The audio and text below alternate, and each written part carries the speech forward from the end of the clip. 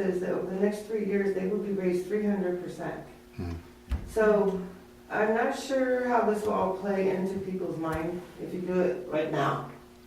Because of this other thing. It's not that many people in Don Pedro because not that many people get sewer, but it really hit them hard, those people. Yes, yes.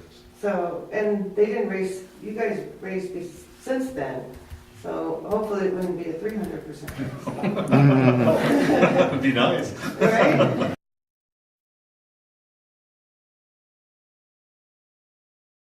That'd be nice. Right?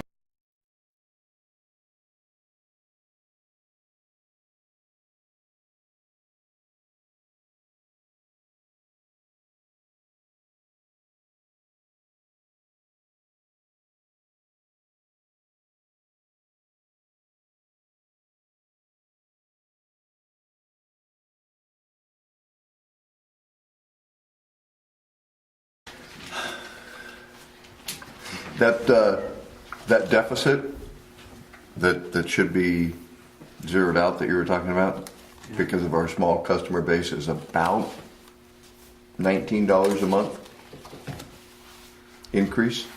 Yeah. I mean, That's doable. I'm not saying it's not. I'm just kind of giving us an order of magnitude in order to zero that number out.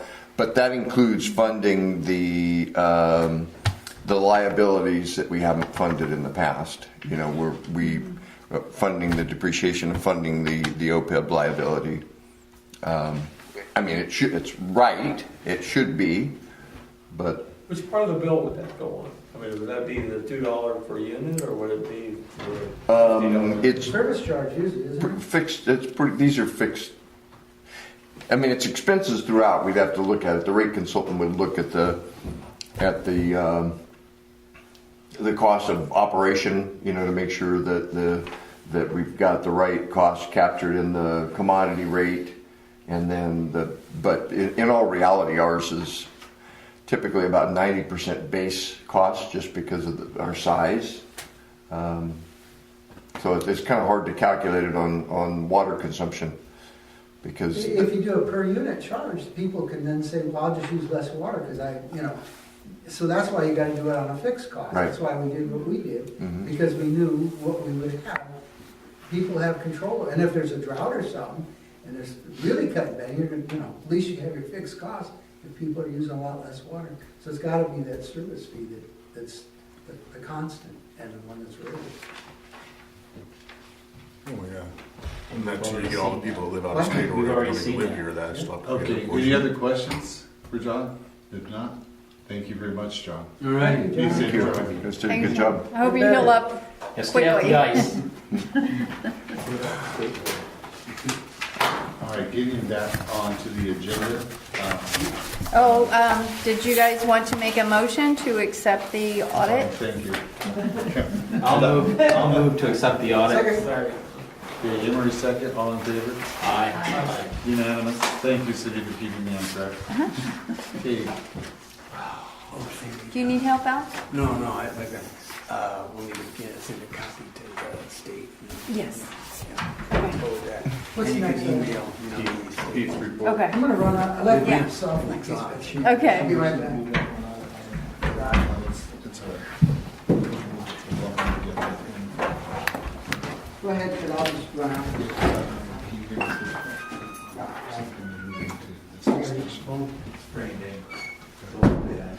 Emery just went to get his cell phone. Yeah, no. In all reality, I would. Same thing. Yeah. Sorry, we're just bouncing all over the place. The majority of what I want to cover with the board is covered in the agenda items that we've got coming up. It's been where the majority of the effort has been. We the time and effort for myself over the past month have been working in staffing analysis, cost project, or working through capital project lists, working with the contractor, who we have the contractor's representative here today, happens to be a Don Pedro resident, and getting that project rolling, and working with the State Department of Water Resources on reimbursements and reporting, and getting toward the end of that grant project.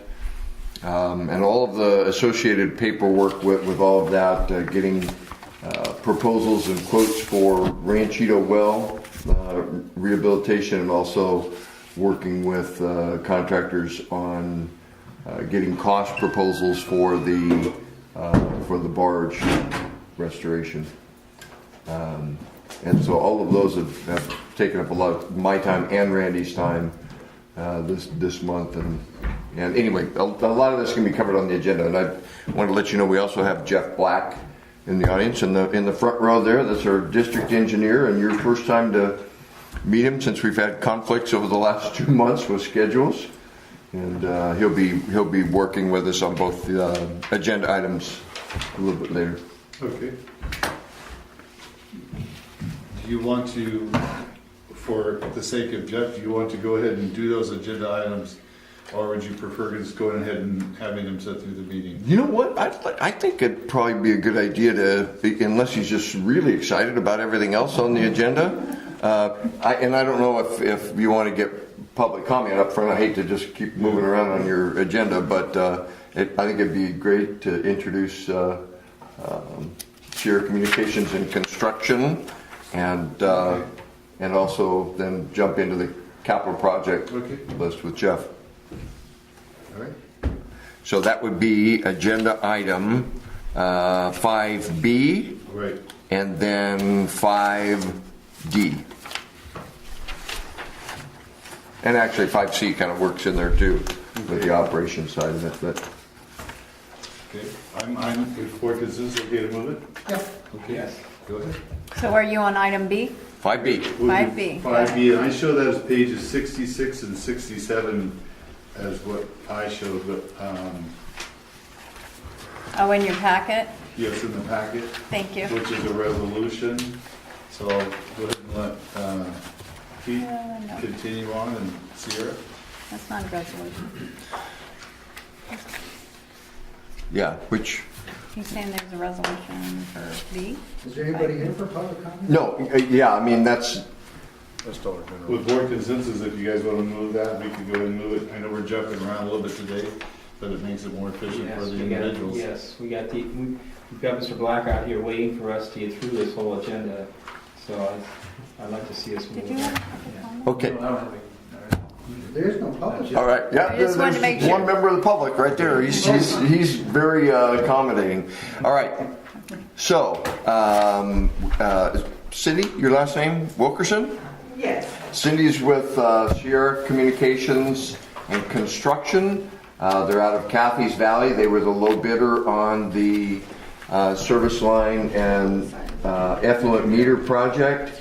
We've been working with them over the past few weeks, culminating in our notice to proceed on Valentine's Day. And in your packet, there is a portion of a Gantt chart, basically just listing out the proposed initial schedule.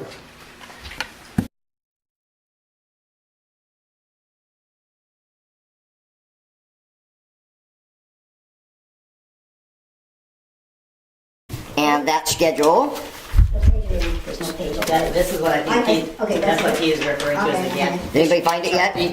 Yes, that's it. Okay, I believe 53, Emery. Yeah. Sharpie ends. This is my bad. Mine, yeah. Page numbers are, Oh, they left us. the page number stopped at 52 on mine. Oh, there it is. It's right underneath the chart. Anyway, this, please understand that as schedules go, and Cindy can explain more, schedules have to be, to some degree, flexible. We're doing the best that we can, and we may be able to work right through this in just the way that we've designed it. But if they run into delays, if run into any problems, or if we decide that we want to move them to a different block first because we found valves that don't shut down or something, then that schedule could change. So as far as handing this out to your neighbor and saying yours is going to happen on this day, be a little bit careful about that. Check in with the office, because Cindy's going to communicate with Cindy, and Cindy are going to have a handle on the schedule. Randy will have a handle on the schedule. We'll keep it on the website.